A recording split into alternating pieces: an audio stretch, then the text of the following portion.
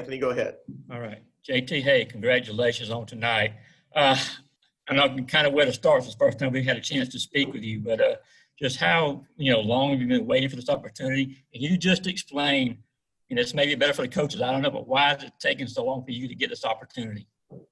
Yeah, thank you, first of all. And yeah, you said it right there. That is not my decision. I've been getting healthy, getting as many reps as I can on the scout team, trying to get with the receivers as much as I can, making sure I know the playbook and just getting ready. But yeah, it feels really good. This is the first time I've taken a snap since August 31st, 2019, in a whole nother part of the country. And I really couldn't be happier, couldn't be more appreciative to Coach Smart, Coach Monken, and this whole team. Hey, JT, can you kind of tell me when you were comfortable to kind of take this role? When did you feel like your knee was helping enough? When did you feel like mentally you would say like okay, I'm ready to go play? And then also, what were your emotions of the last drive there as victory formation and everybody chanting your name there? Gotcha. Great question. So first with the knee and confidence, I really haven't had much struggle with confidence in my knee. To be honest with you, I think some of that comes from playing the quarterback position, not being asked to do all too much that would really put a knee, especially a right knee, and my back knee in that much discomfort, or to be in a position where I could potentially feel like I hurt it again. It's just been a progression over time, feeling a lot better. I feel really good right now in terms of knee health and overall body health. And then in terms of emotions at the end on the victory formation, it started to sink in a little bit. It still really hasn't yet, that I got to play football again. I've really just felt a lot of gratitude for my family, for this team, for this coaching staff, for everyone for really helping me get back on my feet and play football again. We'll next go to Paul Newberry, followed by Mark Weiser.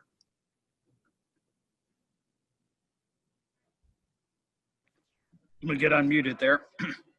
JT, did you ever imagine after so long away that the first game, was this ever in your mind, a game like this, 401 yards and 4 TDs? Absolutely.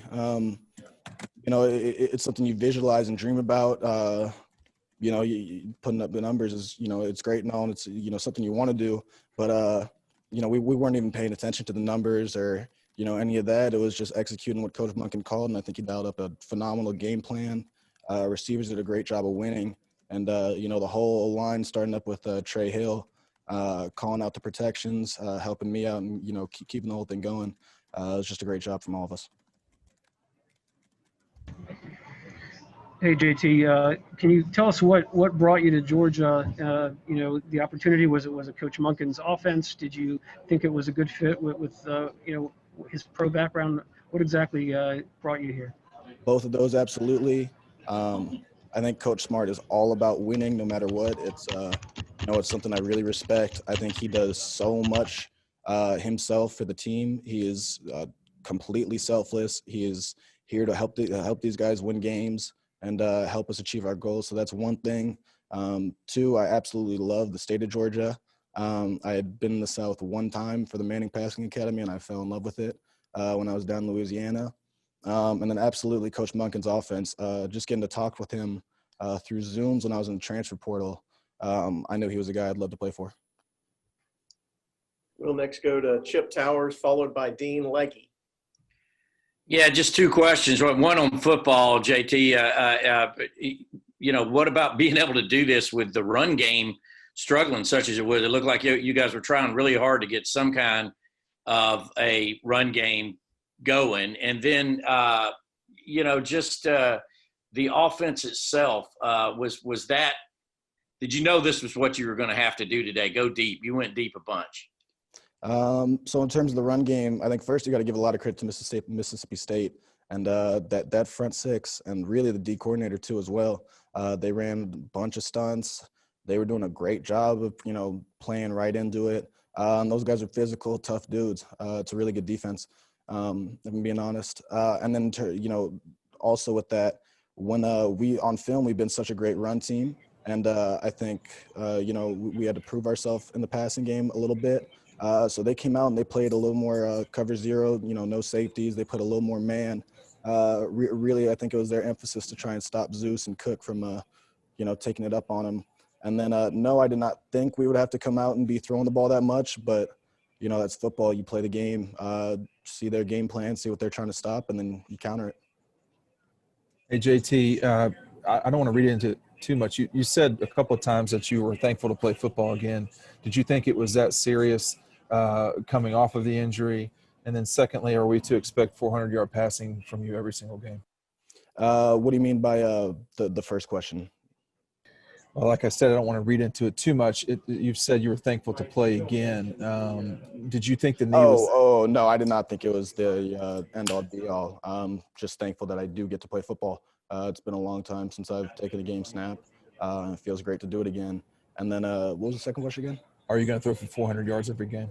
We love putting up good numbers, and if the situation presents itself, I'll throw George the ball, I'll throw Kieris, Jermaine the ball, D-Rob, all of them. I'll throw them the ball every time. But if you get a team playing soft, well, I have no problem giving Zamir and Cook the ball, and Kenny and Kendall and all those guys the ball every single play. We'll next go to Mike Griffith, followed by Jay Groh. Yeah, JT, can you just talk about the confidence of putting that ball deep? I mean, you were really pushing it downfield. I know that's what they were giving you, but it just seemed like in a lot of those situations, even third down throws, it was fearless. Did you read that right off the ball, or was that something that happened as the play progressed? Yeah, it was definitely something I saw. Again, they were trying to send a little more pressure. They were playing more one high and zero high than they had shown on film. But that's kind of the thing. If you have George Pickens and Jermaine Burton, if you're not going to throw it up to them, don't recruit them. George will make me look good. Jermaine makes me look good. Kieris makes me look really good when I underthrow a deep ball down the middle and makes a great play. If you're going to give one-on-one with George, Kieris, and Jermaine and all our guys, I'm probably going to want to make you try and show me that you can stop it. JT, I wanted to ask you about that first drive. You hit the 28-yard pass, and then, things kind of get a little bit shaky after that. How big was that in terms of allowing you to shake off the rush, shake off the jitters, and get back to your game? That was huge. It's a great question because that really was it. It's getting your first hit and throwing your first stupid throw. And that's what it was. It was a dumb throw, almost got picked, and then I got hit, and I was like, all right, it's football again. We'll next go to Seth Emerson, followed by Augustus Stone. Hey, JT, let me go back to preseason. When Jamie Newman opted out, people kind of assumed you would move in, that you were taking first-team snaps with Jamie. What happened at that point? Did you have any sort of setback with the knee, or to your mind, was it just performance-related that Dwan and Stetson moved ahead of you? I was not cleared for the Arkansas game. Other than that's really, coach decision based. I think Jamie's decision was separate. I can't speak on it. I don't know everything about it. But no, I did not look into that as, like, oh, I got, something happened to me or anything. I was not cleared for Arkansas, and that was all, Coach Mark's decision. Hey JT, this is Austin. So obviously you were able to develop a connection with multiple receivers tonight. Were you worried about that coming into the game, given the fact that you haven't had that many reps, I guess, with those receivers? Or, what was your confidence level coming into the night? Yeah, so there definitely was, I wouldn't say concerns, but it was something, that was in my mind. I had not thrown with those guys for a little while. But, when you have guys like George and Kieris and Jermaine and, guys that are going to be in the right spot when they're supposed to be, it's not really as much of, I have to have a million throws with them. I trust them to be in the right spot, and it's my job to put in the right spot. We'll next go to Jeff Schultz, followed by Allison Mastrangelo.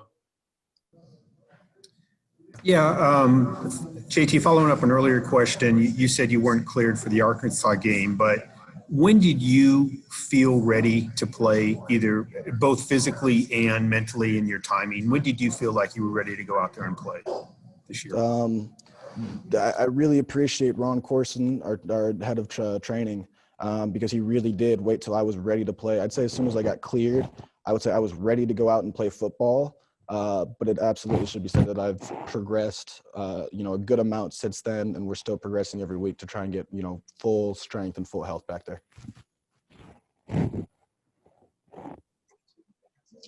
Hey, JT. I was more so curious, when did Kirby tell you this week that you were going to start? And did he kind of leave it out that it was your job moving forward, or it was kind of game by game?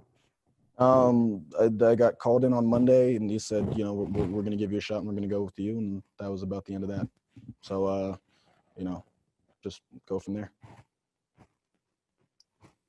We'll next go to Maria Martin, followed by Connor Riley. JT, you talked about that first drive. You had to shake off the cobwebs a little bit. At what point in the game did you feel like, all right, I'm back, I'm in a rhythm, I feel really good? I'd say after that drive, everything kind of settled in. They're playing very similar to what we saw in film in terms of, the looks that we've seen. We have a great game plan for it. I had my bad plays, time to move on. And then you've obviously been the guy that's been hyping up your other quarterbacks and guys on the sidelines all up until this point. What were the players saying to you when you got back and you were really on a roll? Oh, they were tremendous. Especially Stetson and really all the guys, Stetson, Carson, and DeJuan. It's a really phenomenal quarterback room to be a part of. I think everyone's really supportive of each other. We all four of us want the team to win before we want anything else. And Stetson and I have been really good friends since I got here. I really appreciate him. I'm always there to help him out, and he was there the whole night to help me out.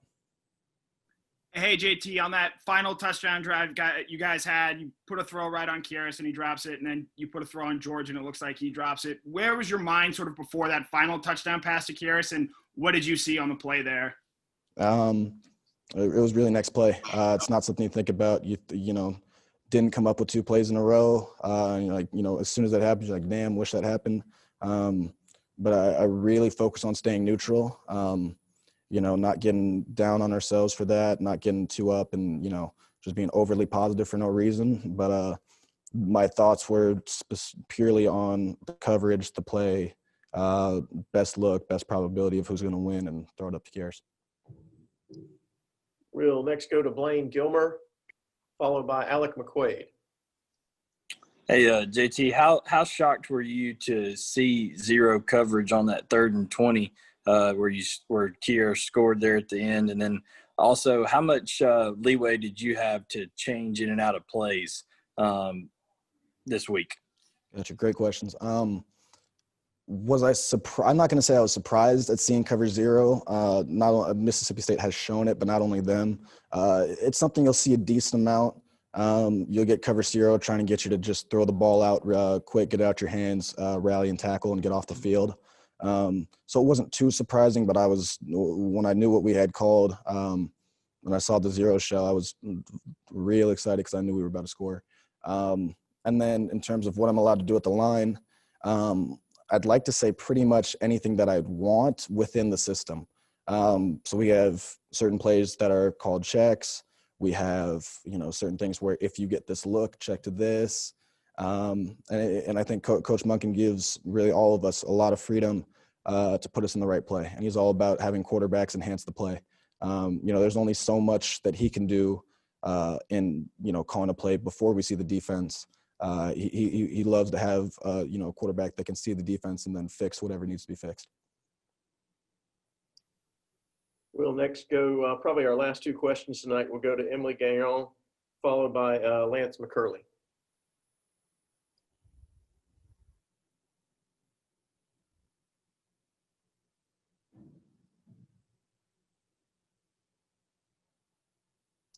Okay, we'll just go to Lance McCurley for our final question this evening. Hey, JT, even though it wasn't a packed house here at Stanford tonight, what was it like playing in I know you've been, at a fair bit game of the season, but what's it like playing in front of the home crowd and night game at Stanford, and how's it compare to playing in the Pac-12 at most of those night games? Yeah, good point. I really can't judge too much just because we're not even close to full capacity with the everything going on. But I can't say enough about how great the fan base here is. They've been super great with me. Wish I got to meet some more of them this year. But it's such a great experience. What we do